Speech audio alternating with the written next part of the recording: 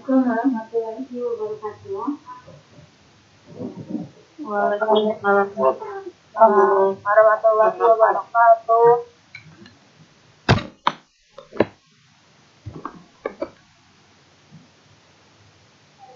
Baik, pada pertemuan ini kita masuk ke pertemuan ketiga baru ya. Jadi banyak ketinggalan yang kita kejar. Jadi pada pertemuan ketiga ini kita akan bahas yaitu mengenai eksternalitas. Jadi di eksternalitas nanti akan baca apa itu eksternalitas positif, apa itu eksternalitas negatif.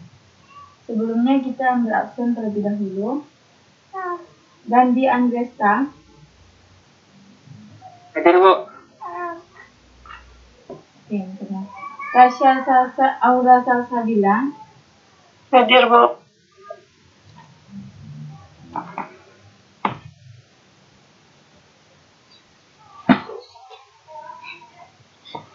Bentar ya.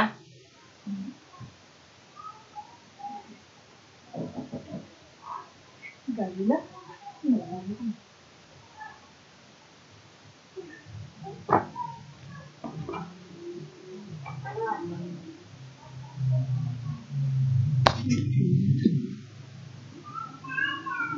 Pipin Sapitri. Hadir, Bu. Pini Akionita. Hadir, Bu.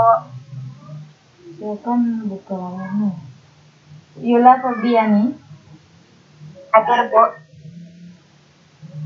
Indriani. Hadir, Bu. Nurhaziza. Hadir, Bu. Hadir, Bu. Zahra Fatihato. Kendala jaringan, Bu. Tuh.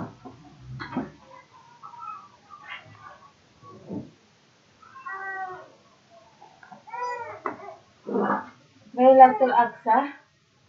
Hadir, Bu. Hadir, Bu. Media Intan. Hadir, Bu. Farah Andeni. Hadir, Bu. Indri Wijaya. Hadir, Bu. Anissa Fadila. Hadir, Bu. Lucy Susmita. Hadir, Bu. Rahayu Mulia Putri. Hadir, Bu.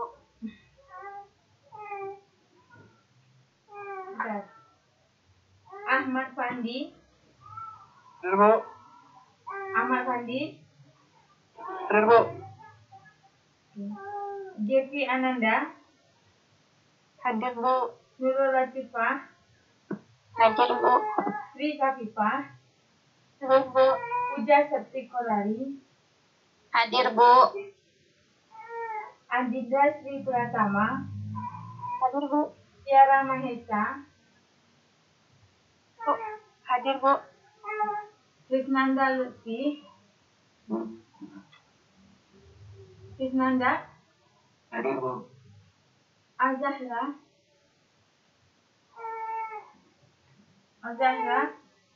Tidak ada. Nia Saharani. Pas jaringan. Nia Saharani. Hadir, Bu. Nia Zahra. Nia Zahra. Hadir, Bu. Elfitra. Hadir, Bu. Anggi Deprison. Belum. Siti Humaira. Hadir, Bu. Adinda. Hadir, Bu. Melissa belum. Mutia. Hadir, Bu. Hadir, Bu. Siapa yang hadir? Siapa barusan? Mutia hadir? Hadir, Bu. Melissa hadir. Baik, kita Ya. masuk.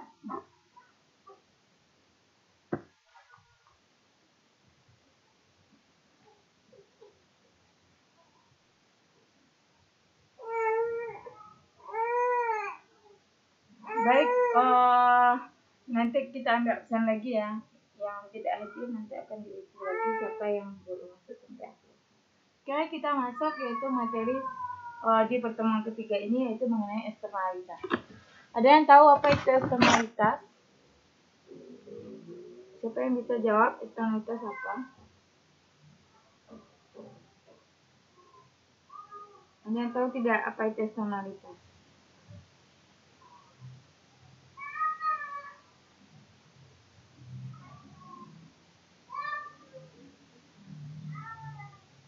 Sudah belajar ekonomi publik?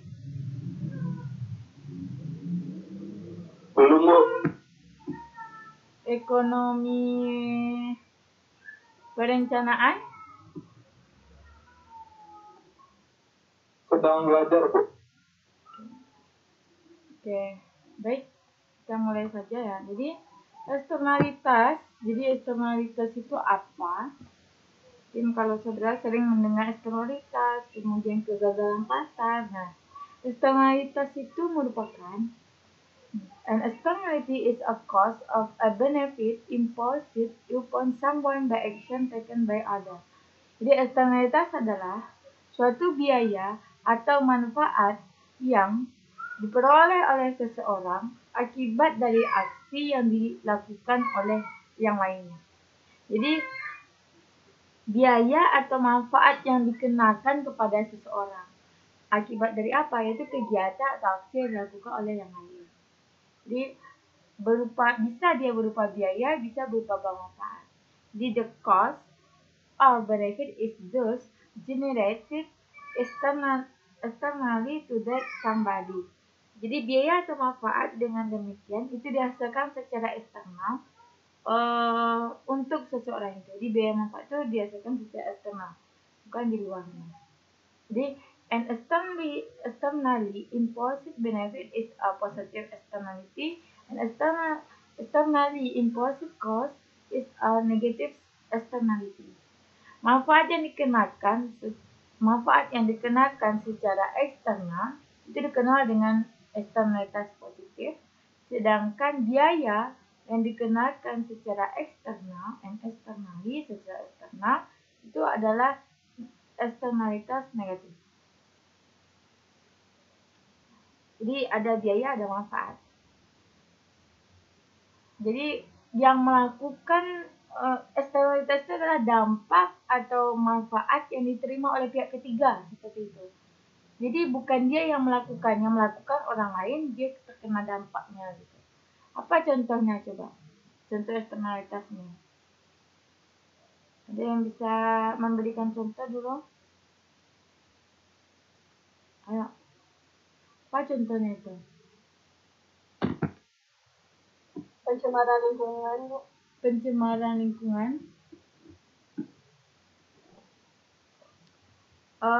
Eksternalitas apa itu? Positif atau negatif? Negatif, Bu. Siapa yang mencemari? Kenapa dikatakan dia eksternalitas negatif?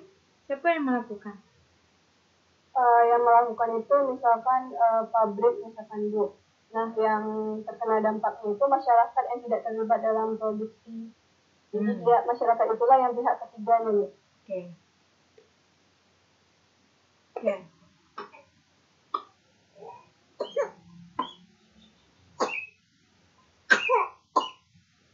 Aku anak ibu masih batuk.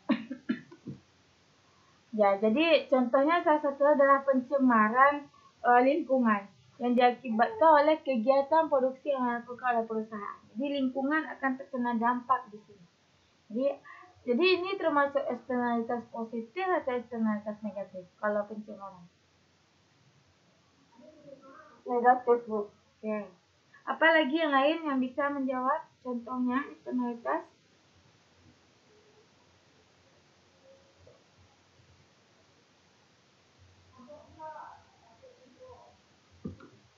Ayo apa?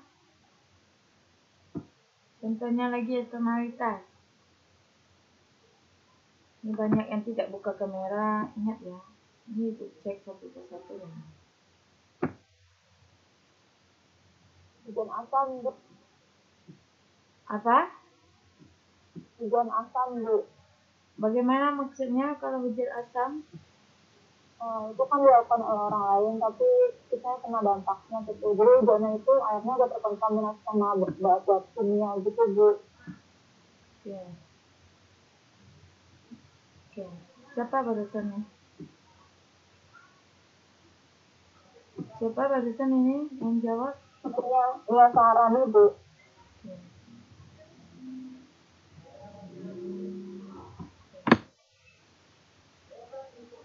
Oke. Jadi ya, jadi misalnya yaitu hujan asam. Jadi masih termasuk kepada pencemaran di sini ya, pencemaran atau polusi dari udara. Di sana dikatakan juga polusi udara.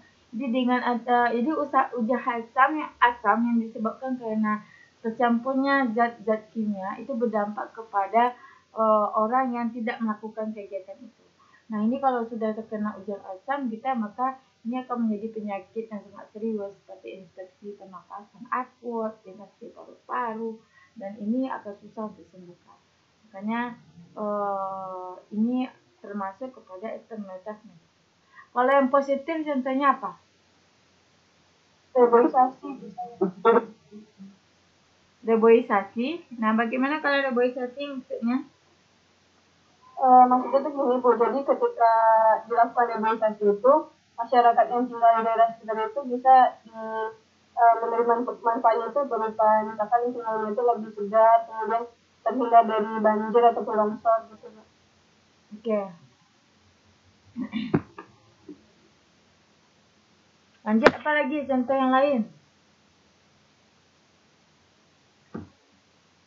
Kalau yang proyek sirkuit Mandalika itu ya juga tuh. Bagaimana dengan sirkuit Mandalika? Nah, itu kan proyek pembangunannya itu setelah ada balapan nanti yang nonton lah yang sebagai pihak kedua Bu. Artinya yang membeli tiket yang kedua, pihak pertama itu yang perusahaan Pertamina misalkan Bu. Dan pihak ketiganya itu masyarakat sekitar itu Bu. Nah masyarakat sekitar situ bisa juga kayak daerahnya itu terekspos, jadinya wilayahnya itu juga terkenal, kemudian juga bisa sebagai penggerak UMKM di sekitar situ. Ya bagus ya. Jadi kayak ya bisa tuh proyek Mandalika ya. Jadi kayak proyek balap proyek untuk balapan itu. Nah itu termasuk eksternalitas positif. Ketika apa? Jadi orang sekitar. Jadi kalau orang pihak pertama perusahaan, pihak kedua tadi yang mengikuti balap yang masuk dalam tiket. Nah pihak yang tidak ada sangkut pautnya itu di sekitarnya. Nah dia bisa buat rumah makan di sana, bisa buka restoran, bisa buka cucian laundry misalnya. Intinya bisa UMKM di sana, bisa buka usaha, artinya terdampak positif di sana. Jadi itu termasuk kepada eksternalitas positif. Apa lagi? Ada lagi yang bisa jawab? Pembangunan sekolah Bu, pembangunan Itu siapa tadinya? Yang jawab barusan yang laki-laki? Gandhi Bu. Apa Gandhi? Pembangunan sekolah Bu, pembangunan rumah sakit Bu, bisa mempermudah masyarakat untuk pendidikan dan untuk yang sakit Bu berobat. Yang pihak ketiganya? Pihak ketiganya masyarakat Bu. Oke. Jadi sama ya, jadi kayak rumah sekolah, rumah sakit, orang bisa berobat, orang bisa sekolah, tapi tidak hanya itu. Orang di sekitarnya juga bisa melakukan aktivitas yang bermanfaat juga. Jadi bisa buka lapangan usaha juga di sana. Akan semakin maju juga daerah di sekitar rumah sakit dan sekolah tadi. Tadi ada terakhir tadi apa? Siapa tadi? Terakhir tadi perempuan. Siapa tadi mau menambahkan apa contohnya yang positif, externality? Oke, kita lanjut saja. Jadi contoh dari eksternalitas negatif adalah air pollution, polusi udara, water pollution, polusi air, loud parties next door, kebisingan pesta yang dilakukan oleh tetangga seperti itulah. Jadi terjadi Jadi terjadi polusi suara di sini kan. Jadi orang yang melaksanakan pesta happy-happy, tapi orang tetangga, orang sebelah merasa terganggu di sini. Kemudian traffic congestion, kemacetan. Jadi kemacetan itu juga berdampak kepada yang pihak ketiga. Apa itu ya? Tidak bisa lagi. Misalnya harusnya dia bisa datang jam 8, maka dia datang jam 9. Kemudian akibatnya banyak keterlambatan yang terjadi akibat kemacetan. Second hand cigarette smoke. Second hand. Jadi maksudnya ini seperti kayak perokok pasif ya. Jadi perokok pasif itu termasuk eksternalitas. Yang merokok siapa, yang terkena dampak siapa. Increase insurance premiums due to alcohol or tobacco consumption. Jadi meningkatnya asuransi premium yang disebabkan oleh alkohol, konsumsi alkohol atau tobacco atau rokok. Jadi orang yang konsumsi rokok dan alkohol ternyata memberikan eksternalitas negatif tidak hanya kepada pasif cigarette smoke, tapi juga kepada apa? Itu insurance atau asuransi yang ditanamnya ini termasuk eksternalitas negatif. Kemudian eksternalitas positif. Contohnya, a well-maintained property next door that raises the market value of your property. Jadi di sini yaitu properti atau apa ya? Properti kayak rumah seperti itu, aset yang terpelihara dengan baik, maka itu bisa meningkatkan bisa meningkatkan the market value, nilai dari pasar dari nilai properti kamu. Jadi ketika properti itu terjaga dengan baik, bagus, rapi, maka itu tidak menjatuhkan harganya tapi bisa meningkatkan harga. Maka itu termasuk positif eksternalitas. Kenapa ya? Orang tidak perlu lagi yaitu melakukan yang namanya biaya perbaikan, biaya penyusutan, sebagainya.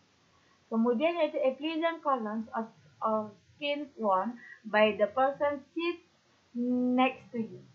Jadi orang yang menggunakan cologne atau parfum yang duduk di samping kamu. Jadi orang yang pakai parfum itu termasuk orang yang pakai parfum, kemudian orang yang duduk di sampingnya itu adalah eksternalitas positif. Karena dia secara tidak sengaja nafasnya lega, kemudian nyaman karena saudara pakai parfum. Kemudian improve driving habits that reduce accident risk. Meningkatnya kebiasaan pengendaraan that riders yang mengurangi resiko terjadinya kecelakaan. Jadi pengurangan resiko kecelakaan karena adanya kebiasaan untuk mengendarai dengan baik, bagaimana dia itu sudah belajar terlebih dahulu melakukan ujian SIM itu sesuai dengan aturannya.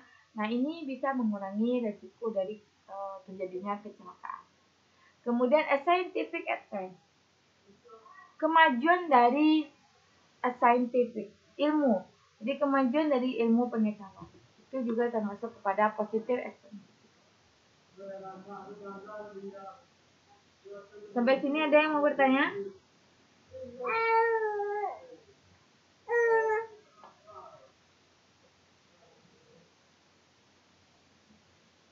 Ada yang mau bertanya? Tidak? Berarti paham ya apa itu eksternalitas positif, apa itu eksternalitas negatif.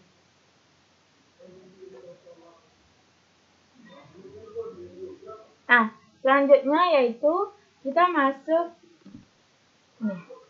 Jadi kesimpulannya, crucially, hal yang paling penting yang bisa kita ambil kesimpulan yaitu eksternalitas itu impacts at third party. Jadi dia berdampak kepada pihak ketiga. Contohnya, somebody who is not participant in activity, seseorang yang tidak berpartisipasi dalam kegiatan itu yang misalnya yaitu kegiatan produksi itu dengan biaya eksternal ataupun manfaat eksternal. Jadi ini kesimpulannya, berarti yang terkena dampak maksud eksternalitas itu adalah pihak ketiga. Nah, Ternyata, jadi kita bahas apakah eksternalitas itu akan efisien. Jadi kesimpulannya apa di sini? Eksternalitas itu bisa menyebabkan Pareto yang inefisiensi. Jadi tidak efisien ya. Di eksternalitas, baik itu eksternalitas positif maupun negatif, itu malah menyebabkan Pareto inefisiensi. Harusnya dalam sebuah produksi, kita harus dapat Pareto yang efisien. Tetapi eksternalitas itu adalah Pareto yang inefisien. Jadi ada dua tipe. Nanti kita cek maksud dari efisien dan inefisien itu bagaimana. Jadi inefisien. Jadi ada dua tipe. Yang pertama, too much scale resource is allocated to an activity which cause a negative externality. Terlalu banyak menggunakan sumber daya yang dialokasikan untuk sebuah kegiatan, ini menyebabkan yaitu eksternalitas negatif. Jadi ini kita berkaitan dengan ekonomi SDA ya. Jadi ternyata terlalu banyak sumber daya yang digunakan, is too much, maka itu bisa menyebabkan negatif externality. Kenapa ya tadi? Banyak sumber daya yang digunakan, maka kerusakan yang terjadi di sekitar akan semakin besar. Itu salah satunya. Sehingga itu menyebabkan suatu hal yang inefisien. Kemudian, too little resources is allocated to an activity which causes a positive externality. Terlalu sedikit resource atau sumber daya yang dialokasikan untuk aktivitas juga menyebabkan positif eksternalitas. Jadi ini menyebabkan positif eksternalitas. Jadi kalau terlalu sedikit kayak SDA-nya sedikit kita gunakan. Jadi ya ini positif karena akan semakin sedikit nanti kerusakan yang terjadi. Orang masih bisa menghirup udara segar, orang masih bisa menghirup menggunakan air yang bersih. Tapi ini termasuk pada hal yang inefisien. Kenapa? Nih. Jadi an externality will view akan dilihat sebagai a purely public commodity. Jadi eksternalitas itu dilihat sebagai komoditas publik yang murni. Jadi komoditas publik yang murni itu kapan? Ada dua, non-excludability dan non-rivalry in consumption. Yang pertama, dia dikonsumsi oleh setiap orang. Yang kedua, yaitu everybody, setiap orang bisa mengonsumsi. Everybody consumes the entire amount of the commodity. Setiap orang bisa mengonsumsi dengan jumlah yang dia mau, gitu. Jadi tidak ada terbatas. Jadi diasumsikan bahwa eksternalitas bisa dilihat dari public commodity. Contohnya BC dari broadcast dari televisi podcast. Nah kali ini dia menggunakan yaitu smoke dan money. Jadi dipertimbangkan, ini mau melihat ya efisien dan tidak efisien itu maksudnya bagaimana. Jadi dilihat di sini.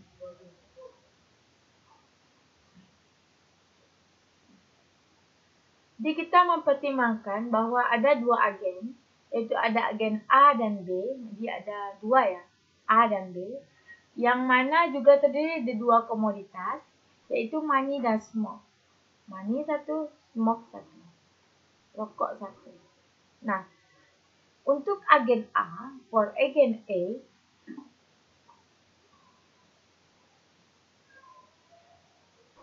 itu agen A, ini keduanya rokok maupun money adalah suatu hal yang baik. Jadi A menganggap bahwa rokok itu baik, uang itu baik. Jadi kenapa? Karena rokok bisa menambah pendapatan, katanya seperti itu. Uang apalagi? Di rokok dan uang itu ada suatu hal yang baik.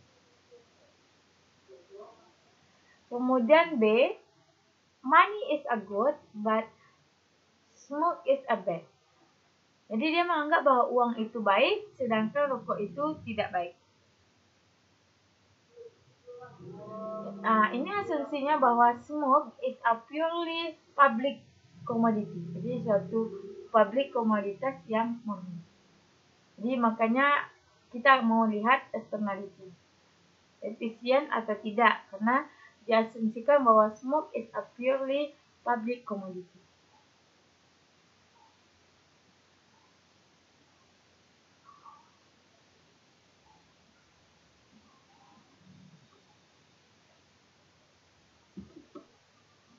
sini agen A is endowed with YA dollar. Agen B is endowed with YB dollar. Maksudnya apa? Jadi tadi kan ada dua agen. Ada agen A dan agen B. Jadi pendapatan atau yang diperoleh oleh A ini adalah sebesar YA dolar. Yang diperoleh oleh B itu adalah sebesar YB dolar. Nah, intensitas rokok itu diukur berdasarkan, merokok itu diukur berdasarkan skalanya. 0 itu adalah tidak merokok dan 1 itu artinya adalah merokok. Jadi semakin ke 1 berarti akan semakin tinggi untuk tingkat intensitas merokoknya.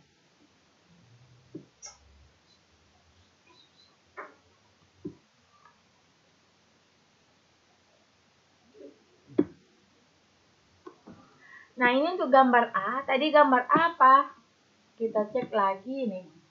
Both smoke and money are good. Jadi keduanya, baik itu rokok maupun uang, itu adalah suatu hal yang baik untuk agen. Maka kalau digambar, itu akan seperti ini. Ada gambar 1, gambar 2, gambar ketiga. Jadi agen A ini titik originnya, maka dia paling suka apa? Yaitu rokoknya baik, berarti nilainya adalah di 1. Jadi yang semakin ke atas dia maka semakin disukai. Makanya titik puncak titiknya itu pasti ke atas. Kemudian money juga itu semakin banyak, jadi kan dia adalah suatu hal yang baik. Berarti semakin jauh dia dari titik origin, maka itu adalah suatu hal yang baik. Ketika kita gabungkan yang semakin jauh dengan jauh, maka kurvanya akan berslop seperti ini. Slopnya negatif. Nah, ini sudah menyentuh 1, artinya ini adalah suatu keinginan yang sangat diinginkan oleh agen A karena kepuasannya sampai ya di 1, kemudian uangnya akan semakin banyak. Jadi di antara gambar 1, 2, 3 menurut saudara, mana yang lebih baik oleh agen A? Garis 1, kurva kedua atau kurva ketiga? Yang paling baik gitu. Yang paling disukai oleh si agen A yang mana?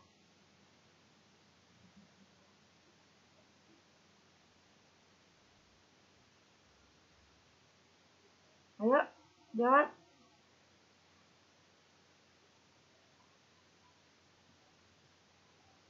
Ayo. Ada paham maksud Ibu? Kan begini, ini ada agen A. Nah, agen A itu dia punya dua komoditas, yaitu dia merokok 1, kemudian uang 1. MA ini money A. YA ini tadi adalah, Y titik A tadi adalah output yang dihasilkan atau suatu hal yang endowed yang dimiliki oleh A di titik ini. Nah, tadi dia bilang bahwa smoke itu baik. Berarti mana yang smoke? Tadi smoke itu adalah 1 kan. Semakin ke 1 itu semakin baik. Gitu. Karena 1 itu merokok. Jadi semakin dia jauh dari titik 0, maka itu baik. Nah, maka titiknya di sini ya. Garisnya ke sini, titiknya di sini. Kemudian uang itu juga baik. Berarti semakin jauh dari 0, semakin banyak dia mengonsumsi uang, maka dia akan semakin baik. Jadi kalau kita hubungkan titiknya, maka akan diperoleh kurva seperti ini. Nah, jadi apa yang bisa kita simpulkan? Jadi agen A tentu akan memilih garis yang ketiga dibandingkan daripada garis kedua, apalagi garis ke-1. Kenapa? Karena dia akan semakin jauh dari titik origin. Jadi semakin jauh dia titik origin, maka itu akan semakin baik. Bitter ya, semakin lebih baik. Kenapa? Karena pada saat garis ketiga ini smoke-nya sudah terpenuhi semuanya. Kemudian MA-nya udah paling maksimal, money-nya udah paling maksimal. Sampai sini paham? Paham, Bu. Oke. Itu untuk agen A. Nah, sekarang agen B. Kenapa gambarnya seperti ini? Yang bisa Ibu kasih waktu 5 menit ya. Gambarnya seperti ini, nanti tolong jelaskan 5 menit. Nah, ini kemudian dia seperti ini. Apa maksudnya? 5 menit ya.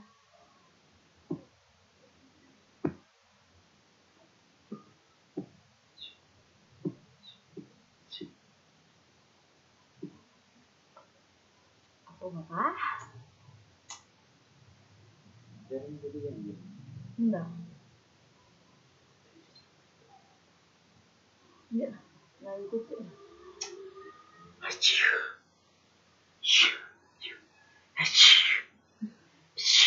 Semua lagi enak kuliahan. Belajar CPNS, belajar kuliah. Iya. Iya dong, cerita masuk. Pintar apa mungkin? Pintar ya. Kayak jauh gitu, kayak Pintar. Ya. Cara siapa ya? enggak deh.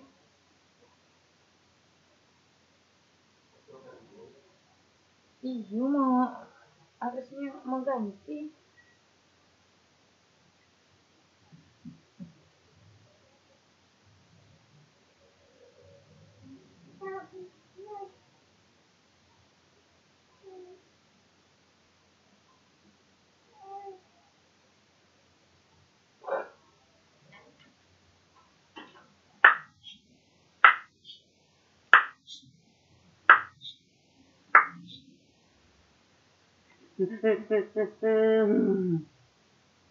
Banget.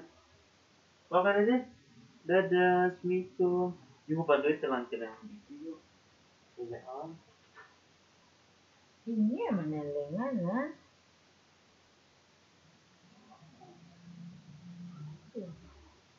ini ini.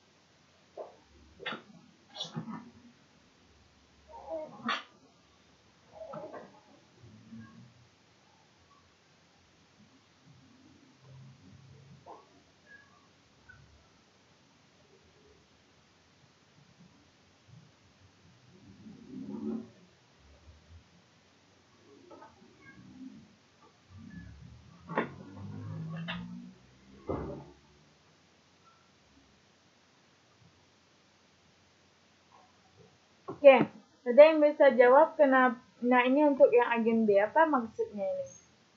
Menurut saudara, nah ini yang agen B, terus tiba-tiba berubah menjadi seperti ini. Maksudnya bagaimana? Ada yang bisa jawab?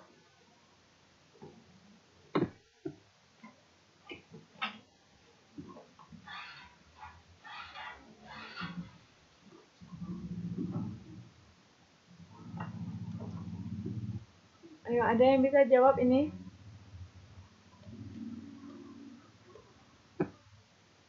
Farel Bu, izin jawab Bu. Oke, silakan Farel. Kalau menurut Farel, ini kan kalau pada agen B kan money itu juga tentunya lebih baik uang daripada rokok. Nah, dalam grafik kurva ini itu gambar yang pertama itu lebih pada mendekati nol Bu, yang smoke Bu. Artinya agen B tidak menyukai rokok jadi Bu.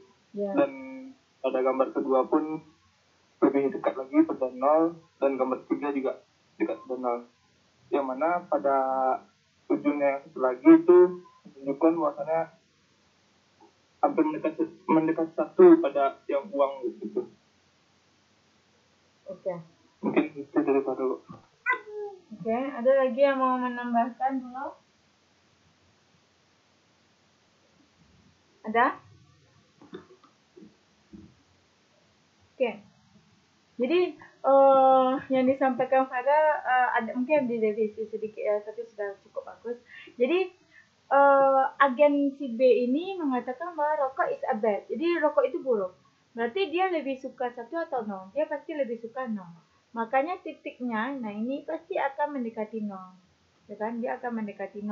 Kalau tadi kan ini menyukai rokok, berarti pasti dia akan mendekati 1. Nah ini pasti dia akan mendekati 0. Pasti ke bawah dia pastinya. Kemudian money is a good. Berarti uang adalah baik. Berarti kalau money is good, yang kita lihat yaitu di sumbu X ini. Dia pasti dia akan menjauhi 0.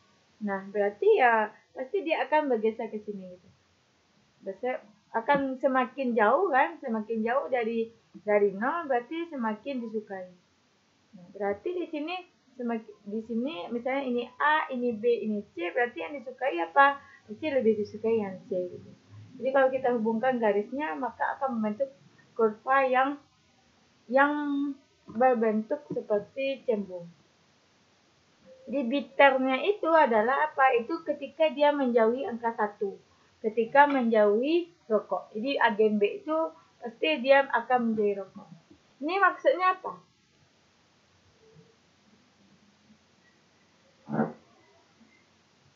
Apa bedanya dengan yang tadi? Nah, ini yang pertama, terus ini. Apa bedanya? Ada yang bisa jawab?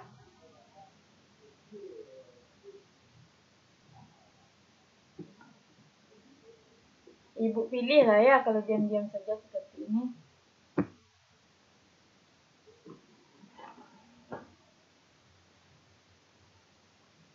Nurul Latifah.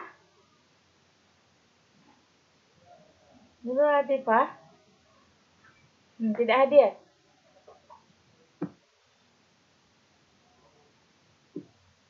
Tidak hadir ya. Lailatul Aqsa.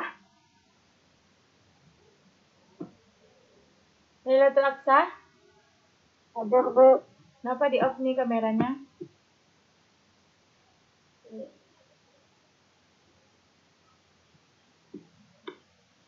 Nah, apa bedanya? Apa maksudnya nih yang digambar yang ini? Ini yang pertama, kemudian dia kembali seperti ini. Ini maksudnya apa?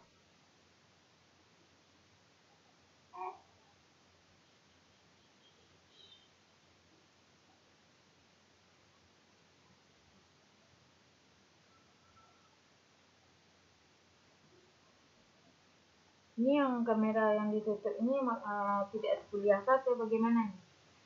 Zahra, jadi ibu tidak akan berkuah-kuah terus masalah kamera ya.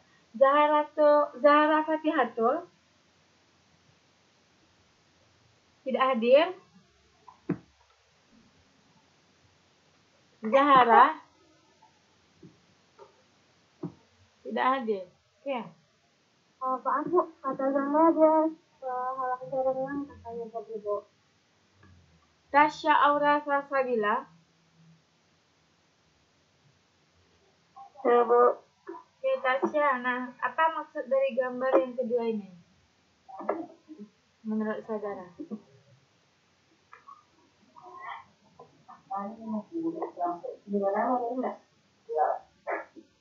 Bagaimana, Tasya?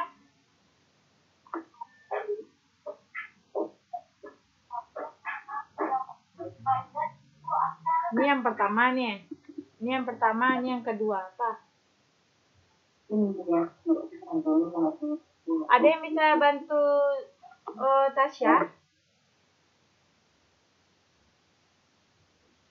Ada yang bisa bantu tidak? Izin, Bu. Oke, siapa itu? Oke, Farel, Bu. silakan Farel. Ya, kalau menurut Farel mungkin ini sama-sama kayak yang tadi, Bu. Artinya pada itu uang sama-sama menjauhi dari angka 0, artinya mendekati 1. Dan pada yang smoke itu juga lebih dekat pada 0 gitu. Dia membedakan apa? Jadi ini ya, jadi kalau sebelumnya titik originnya ada di sebelah kiri, nah kemudian yang dilakukan apa? Yaitu yang dilakukan di sini adalah cuma memindahkan bahwa originnya ada di sebelah kanan gitu, dia cerminkan gitu kan. Nah, satunya di sini, kemudian MP-nya di sini. Jadi bagaimanapun ya gambarnya akan sama, hanya saja letaknya saja yang diubah seperti itu. Apa tujuannya nanti diubah letaknya? Yaitu kita mau melihat efisiensi alokasi terhadap smoke dan money. Nah, tadi kan untuk agen A, nah ini agen A tadi, semakin dia ini 0 ya, jadi yang si smoke ini mendekati 1, MA ini akan menjauhi dari 0 ini ke kanan ya kan. Nah ini untuk A, yang B tadi kita pakai yang ini. Berarti yang smoke-nya itu pasti akan smoke-nya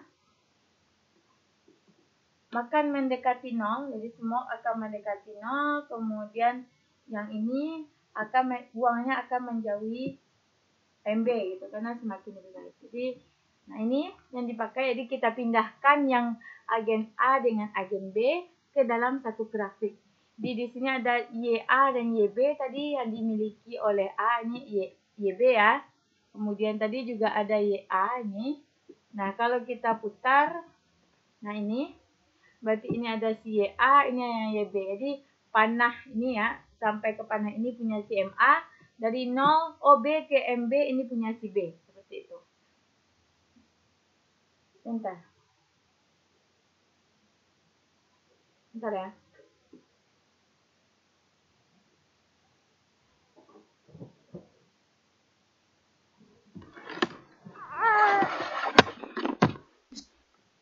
Nah, ini punya si YB. Nah, efisiensi atau Pareto optimal itu akan tercapai pada saat sudah akan dilakukan yang namanya pertukaran. Nah, kalau di sini kita lihat, kalau kita lakukan pertukarannya, jadi ini ya, MA dan MB itu kita satukan dia, kita gabungkan, maka akan terjadi, akan semakin dekat dia, maka akan menyatu nanti IA dan YB-nya, seperti itu. Kemudian yang ini punya si A tadi, ini yang hijau punya si B. Nah, efisiensi itu tercapai pada saat baik A ataupun B itu mengalami persinggungan. Kalau dari gambar, sudah ada nggak yang mengalami persinggungan? Jadi antara A, garis warna pink dengan garis warna hijau itu mengalami persinggungan. Kalau sudah mengalami persinggungan, maka itu sudah efisien dia alokasinya. Sudah ada atau tidak? Sudah, Bu. Yang mana? Ini? Ini? Atau yang mana? Ini? Izin Bu, yang Ibu tunjukkan itu enggak keluar Bu? Yang Ibu tunjuk. Yang mana? Apanya yang tidak keluar nih? PPT-nya?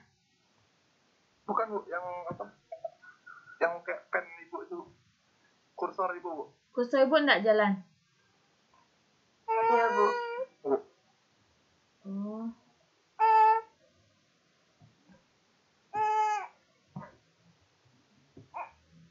Ini?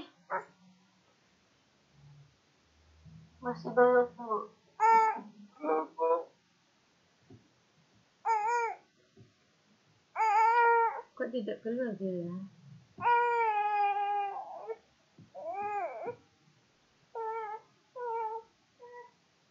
Bentar ya.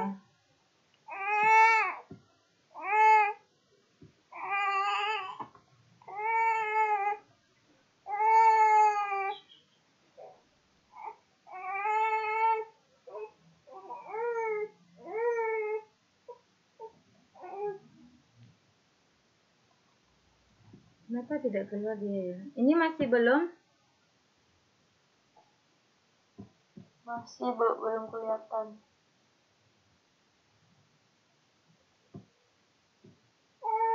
Kita pakai draw aja ya.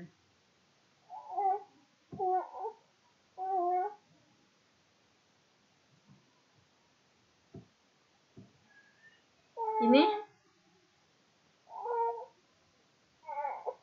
Sudah? Belum. Nggak ada nampak panahnya? Enggak Bu. Enggak usah Bu. Kalau Ibu gambar nampak? Nampak Bu. Sudah, Bu. Kalau ini? Tidak? Enggak, Bu.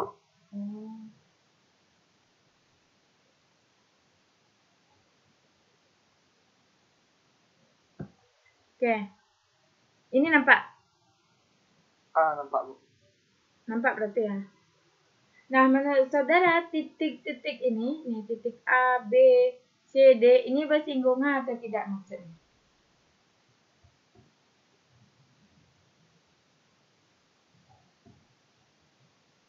Jadi efisiensi itu tercapai pada saat si agen A ataupun agen B itu kurva yang dimilikinya isokuannya ya, isokosnya ini ya. Isokos. Differenco itu adalah bersinggungan. Jadi kalau di sini ini belum bersinggungan, tapi ini adalah berpotongan. Kenapa berpotongan? Ya kan? Karena kan dia mengalami persilangan tuh. Kalau bersinggungan ya hanya menyentuh gitu. Tidak berpotong. Kalau seperti ini berarti dia bersinggungan. Jadi kalau sebenarnya kondisi seperti ini yang dikatakan dengan inefisien. Nah, kemudian naik lagi misalnya pastikan nanti itu di dalam pertegangan tadi pastikan ini ya, terus nanti dia akan semakin banyak nanti ini pelengkapnya. Maka akan seperti yang ada di gambar ini. Jadi, kalau ini sudah bersinggungan belum? Yang hijau dengan pink. Berarti titik A misalnya di sini, ini titik B, ini titik C, ini titik D. Nah, ini dikatakanlah yang namanya Pareto optimal. Efisiensi itu tercapai. Itu kalau di dalam ekonomi. Jadi dalam ekonomi harusnya si agen A dan agen B itu sudah efisien dia. Jadi kalau kita gabungkan titik-titik Pareto efisien, maka ini yang dikenal dengan nanti garis kuasi linear. Garis kuasi. Nah, masalahnya adalah apakah keinginan si agen A atau agen B ini efisien atau tidak, maka kita lihat kasusnya. Jadi, misalkan itu tidak ada uang yang bisa diganti, yang ditukar untuk perubahan dari tingkat rokok, maka apakah agen A ini akan memperoleh alokasi? Nah, apakah alokasinya efisien? Maksudnya adalah, jadi ini terjadi alokasi efisien. Nah, ini adalah misalnya yaitu tidak ada uang yang bisa ditukar untuk tingkat level. Jadi kan ini kan pertukaran nih, harus ada tadi perdagangan, pertukaran gitu antara smoke dengan uang. Kemudian yang diasumsikan bahwa di sini yaitu tidak ada gitu pertukaran untuk uang. Maka apakah nanti agen A itu akan memperoleh mana yang menjadi nih? Ini what then is agen A itu lebih most preferred allocation yang paling dia sukai. Nah, kemudian apakah dia efisien tidak alokasinya? Dan kita geser dulu ya. Nah, ini tadi kan ini udah di titik YA. Ini kan YA di sini nih. YA akan sama dengan YB kan. Nah, pada saat ini adalah sebenarnya choice yang akan dilakukan oleh yang akan diinginkan oleh si A gitu. Dimana kondisinya yang paling dia suka tadi apa? Rokoknya paling baik. Rokoknya ada, jadi berarti di 1, kemudian uangnya paling banyak. Berarti dari gambar 1, 2, 3, dan 4, menurut saudara mana yang akan... Nah, ini kan ada gambar 1, 2, 3, ada 4. Nah, kemudian tadi YA-nya ada di garis titik-titik ini. Maka, nih, A most preferred choice is an efficient. Jadi, A ini akan jadi cari nanti di garis yang warna ungu ini yang berada di titik YA. Jadi, yang paling maksimal endowment atau keuntungan yang diperolehnya ya di titik ini. Yang bertemu dengan warna pink ini, maka diperoleh yang ini.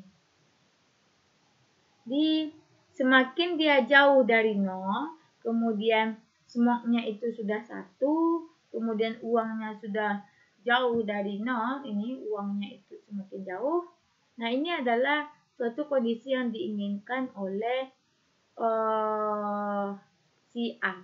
Tapi pada saat titik ini kan titik nih, titik yang di endowment yang dihasilkan oleh A.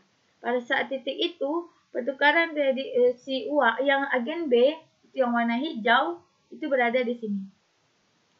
Nah, di sini tidak terjadi yang namanya persinggungan, tapi yang terjadi adalah perpotongan. Sehingga kondisi ini adalah kondisi yang tidak efisien. Jadi bisa kita simpulkan bahwa hal yang paling disukai oleh agen A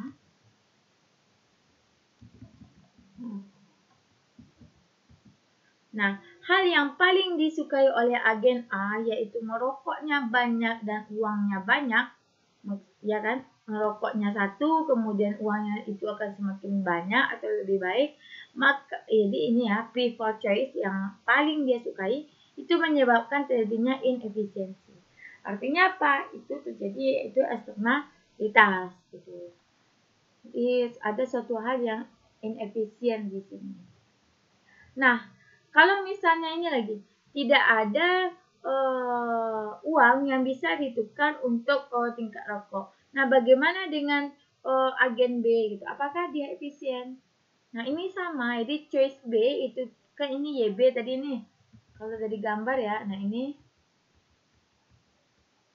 kan YA, nih YB, kemudian disatukan, maka dapat di sini titiknya. Di YA, YB itu kan sama.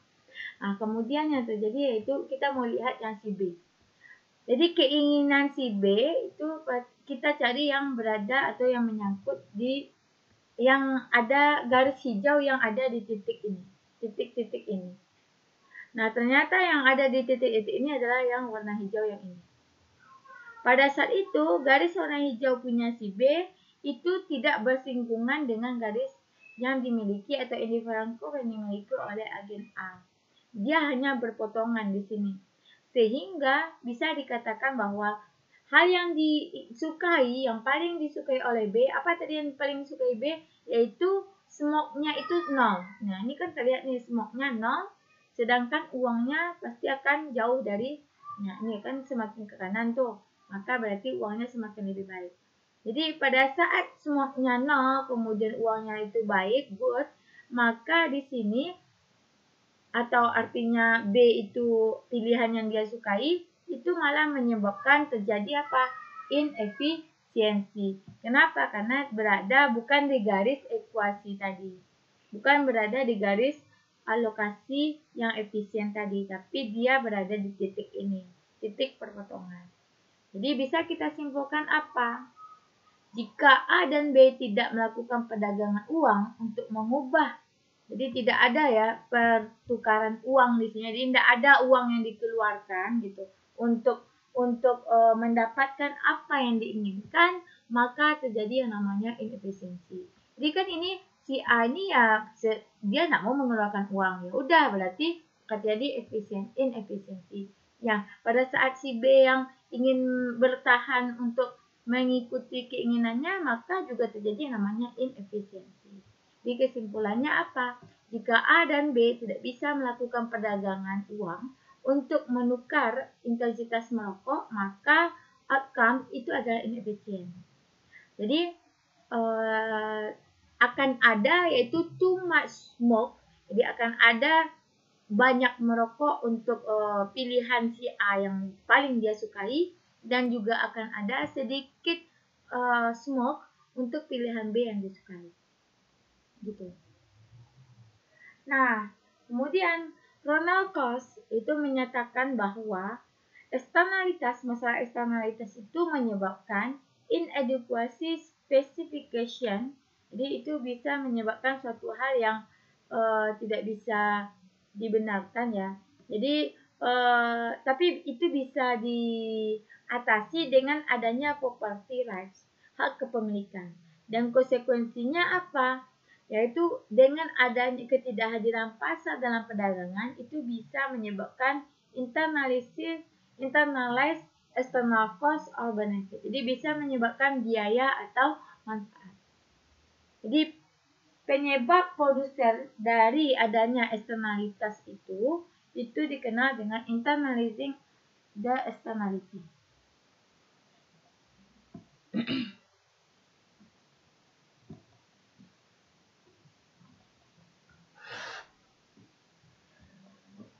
Nah, nih. Jadi jika agen A atau B itu baik A atau B itu tidak memiliki air in the room, jadi tidak memiliki kepemilikan dalam udara di ruangannya. Nah, apa yang terjadi jika hak kepemilikan itu dibentuk dan ditugaskan untuk salah satu mereka? Jadi kalau tadi kan kalau misalnya tidak dilakukan pembayaran, Jadi dia mau merokok ya terserah, lakukanlah merokok. Ya ini maunya tidak merokok, ya udah tidak merokok gitu. Jadi nanti akan tercapai inefisien. Nah sekarang kalau misalnya dilakukan hak kepemilikan untuk salah satu dari mereka. Nah pertama kita coba yaitu untuk agen B. Misalkan agen B is assigned, jadi ditugaskan yaitu memiliki kepemilikan dalam ruangan terhadap kepemilikan hak kepemilikan udara. Artinya dia punya hak kuasa terhadap udara yang ada di ruangan tersebut. Artinya B yang punya hak kepemilikan. Agen B can call no self rights to smoke. Jadi B itu punya hak kepemilikan terhadap smoke. Kenapa? Karena kan dia punya hak gitu. Berarti ya udah siapa yang mau merokok harus bayar ke saya seperti itu. Nah apa yang akan terjadi dengan orang yang any smoking? Nah, berapa nanti rokok dan apa yang terjadi dengan jumlah uang dari rokok? Nah, kita lihat gambarnya. Jadi kita asumsikan bahwa PSA harga dari untuk mendapatkan intensitas rokok si A, maka ini adalah harga PSA ini adalah harga yang dibayarkan oleh agen A terhadap agen B untuk bisa merokok, untuk mendapatkan intensitas merokok. Jadi kenapa di A yang bayar, Bu? Karena kan tadi yang punya hak kuasa kan si B terhadap ruangan. Jadi yang bayar adalah A. Kalau kasus sebelumnya ini tidak ada proses bayar membayar, sehingga terjadi yang namanya inefisien.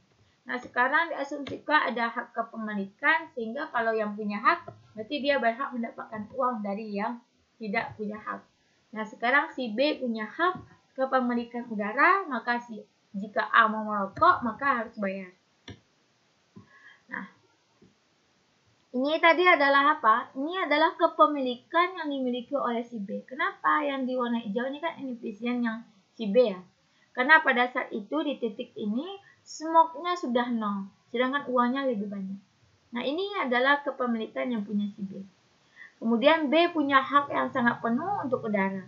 Jadi kalau misalnya karena sudah adanya property rights, kemudian A ini ingin yaitu merokok, nah di sini kan si A 0 merokoknya, yang warna pink. Ini kan 0. Sedangkan sama-sama 0 gitu. Harusnya A ya harus dapat gitu, bisa dia merokok. Apa yang dilakukan? Maka si A tadi akan membayarkan sejumlah PSA, menjumlahkan sebesar PSA uang yaitu kepada si B, sehingga akan meningkatkan kurvanya. Jadi kurva yang pertama adalah misalnya I1A, kemudian akan meningkat menjadi I2A. Nah, pada saat yang sama yang B juga akan bisa meningkatkan kurva indifferent curve-nya. Karena PSA-nya naik. Jadi ada uang yang diberikan naik. Sehingga pada saat itu terjadi yang namanya persinggungan. Sudah berada di garis efisiensi alokasi tadi. Garis kuasi tadi. Nah, karena sudah bersinggungan, maka pada saat titik ini bisa kita lihat bahwa yang si A itu akan bisa merokok dari 0 ke sepanjang ini, yaitu SA. 0 ke SA itu adalah banyaknya agen A bisa merokok atau mendapatkan rokok. Kemudian pada kondisi ini artinya bahwa uang yang diterima oleh agen B itu harus dia korbankanlah sejumlah ini untuk mengurangi intensitas udaranya. Artinya di sini sebanyak ini ya akan ada yang merokok seperti itu. Di kedua agen itu akan beruntung dan ini adalah positif dari jumlah dari rokok, sehingga perdagangan yang dilakukan karena sudah ada uang yang dibayarkan maka akan terjadi yang namanya alokasi yang efisien.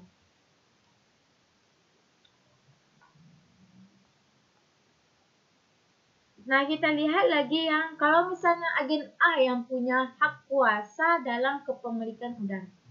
Artinya kalau si A yang punya berarti ya si A punya hak untuk merokok sepuasnya. Sehingga kalau B ingin dapat udara yang bagus, maka B bisa membayar agen A untuk mengurangi intensitas merokok. Nah, di sini. Ini adalah agen A. Jadi kondisi agen A di mana agen A punya hak kuasa penuh untuk merokok dan di sini uangnya banyak. Jadi di sini ya, di titik ini, di titik A. Kemudian pada kondisi ini smoke untuk yang si B itu ada di warna hijau ini. Jadi perpotongan. Awalnya adalah dia inefisiensi. Nah, agar si B ini dapat udara karena terlalu smoke ya, terlalu sesak rasanya, maka yang dilakukan apa?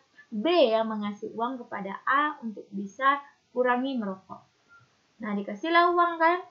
Nah nih, kasihlah uang oleh si B. Ketika dikasih uang terjadi apa? Jadi intensitas merokok akan turun dari 1 ke SB. Jadi merokok itu enggak 1 lagi, tapi skalanya sudah di sini. Misalnya di sini adalah 0,8. Jadi sebesar 0,8 lagi orang yang melakukan intensitas merokok. Jadi sudah turun 0,2. 1 dikurang 0,2. Jadi 0,2 itu diperoleh dari uang yang sudah dibayarkan oleh B. Jadi sama, jadi keuntungan akan terjadi pengurangan dalam merokok dan ini pengurangan merokok ini menyebabkan efisiensi alokasi. Kenapa? Karena tercapai yaitu titik yang persinggungan dari agen A dan agen B. Gitu. Jadi bisa kita katakan bahwa agen itu mempunyai hak properti itu lebih baik daripada kepemilikannya dalam yang dia sukai dalam hak properti. Jumlah yang merokok bisa terjadi di keseimbangan selama apa? Yaitu selama adanya agen yang ditugaskan mendapatkan hak kepemilikan. Jadi bisa kita atur itu tergantung daripada hak kepemilikan agen. Nah, kalau misalnya di sini ya,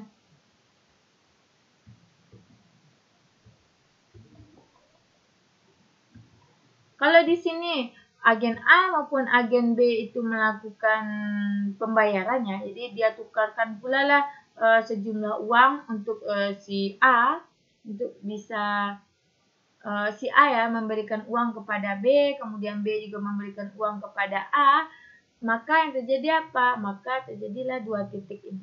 Dan di sini SA tidak sama dengan SB, intensitas merokoknya tidak sama. Jadi udah dijelaskan. Nah ini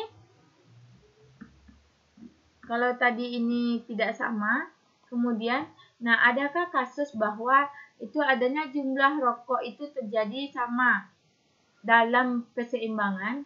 Tidak masalah nanti agen mana yang ditugaskan dalam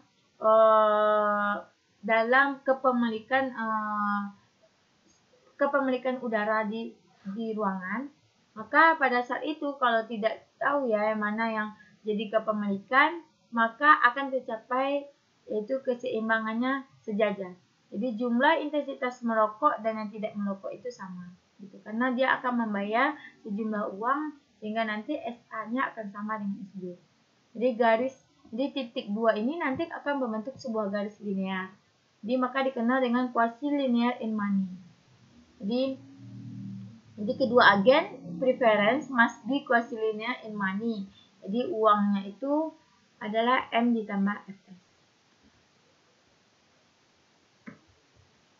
Sampai sini ada yang mau bertanya?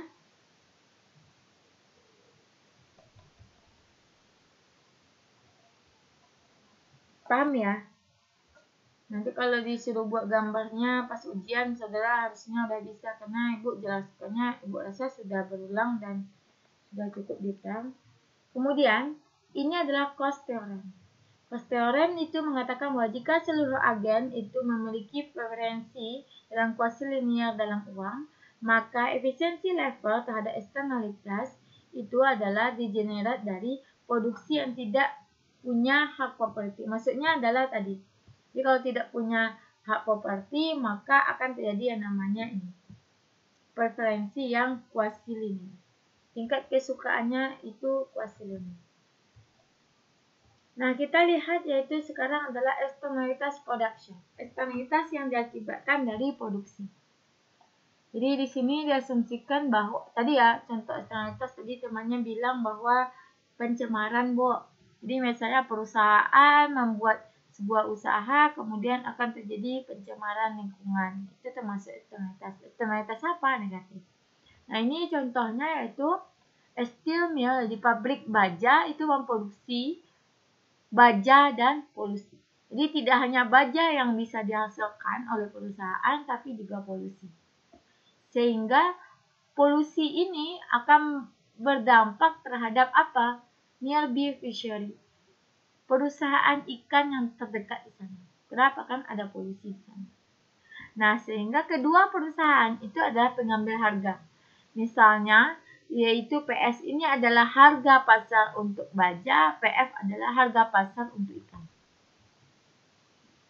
CS adalah biaya. Jadi kalau kemarin kita belajar CY, ada Y1 dan Y2. Nah, sekarang itu yaitu CS. CS itu tadi steel, X itu polusi. Jadi, biaya yang dikeluarkan oleh perusahaan yaitu berupa biaya untuk pembuatan baja dan juga X. X-nya apa? Yaitu berapa nanti unit polusi udara polusi yang terjadi. Jadi biayanya yang diukur tidak hanya si produk yang dihasilkan, tapi juga dihitung yaitu polusinya. Jadi jika pabrik baja tidak memasukkan external cost dalam polusi, maka production functionnya, jika steel firm, jadi jika pabrik baja does not face, jadi tidak memperlihatkan external cost, artinya dia tidak memperlihatkan biaya eksternal, jadi dia masukkan sebagai biaya internal dari produksi ini, maka berarti dalam fungsi produksi dia masih internal. Maka persamaannya apa? PS sama dengan S, X sama dengan PS kali S kurang CS S, X. Maksudnya apa ini? Ini kan berupa persamaan nih. Berarti PS. Keuntungan dari perusahaan steel atau baja itu berasal dari apa? Yaitu dari variabel steel sendiri dan X itu polusi. Jadi kalau keuntungan kan TR dikurang TC. TR itu adalah P dikali Q dikurang dengan C dikali Q. Nah, Q-nya ini adalah S atau steel. Berarti P dari steel dikali dengan steel dikurang dengan C dari steel. Nah, C dari steel ini apa aja? Jadi steel dan X atau polusi. Karena dia memasukkan sebagai external cost. Internal cost. Sehingga bagaimana nanti keuntungannya? Jadi keuntungan tercapai apa? Sama kayak sebelumnya kita belajar. Maksimum profit itu tercapai pada saat first order condition. FOC-nya sama dengan 0. Atau turunannya itu akan sama dengan 0. Atau MR sama dengan MC.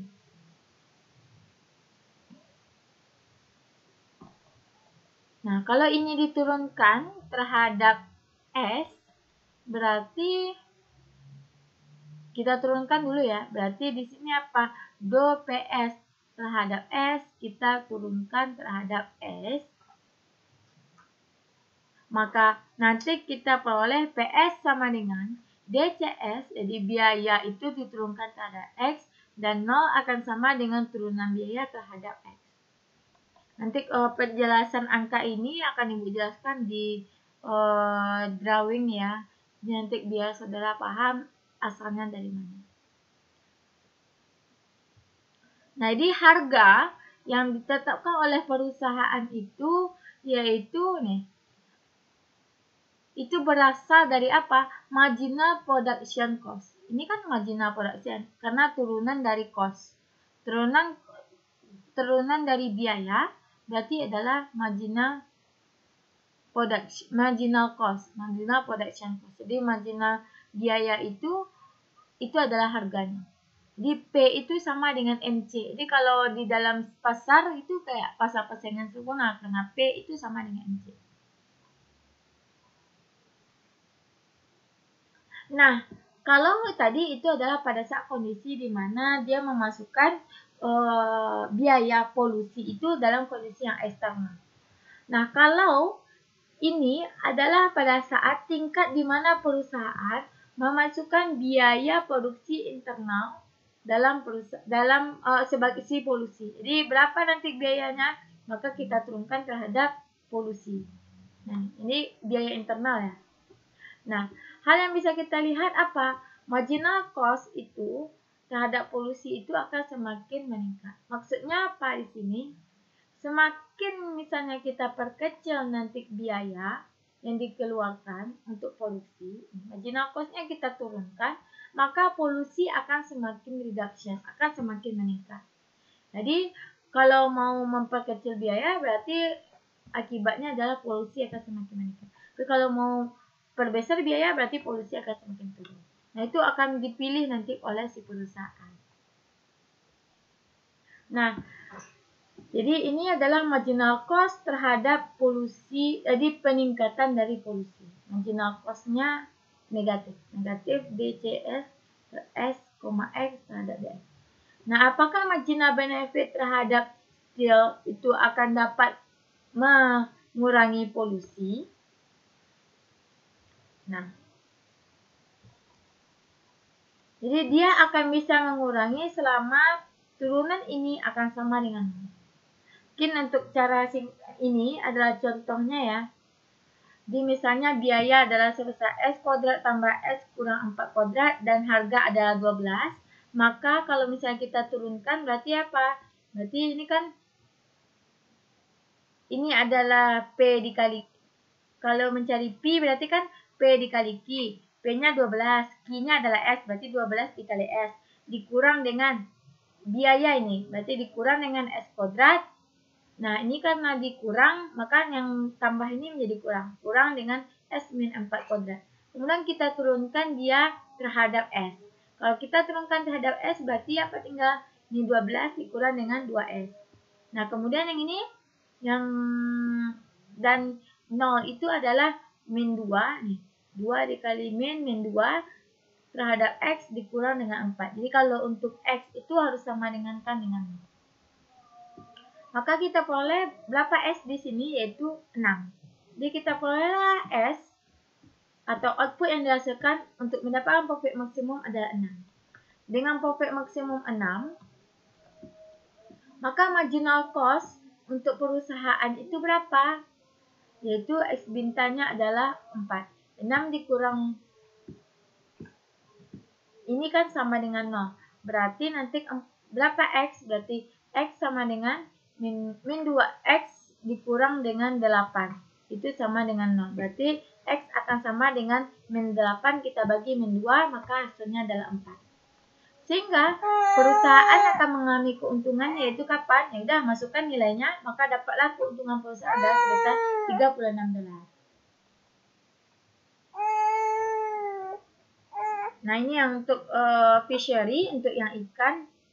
Mungkin penjelasan ini akan Ibu jelaskan di link di YouTube saja nanti ya. Jadi saudara silakan pelajari nanti sendiri. Terus ada contoh soalnya. Ibu rasa cukup untuk pertemuan ini. Jadi satu SKS lagi. Tugas saudara untuk membaca nanti penjelasan matematis ini. Oke, ada yang bertanya sebelum ditutup?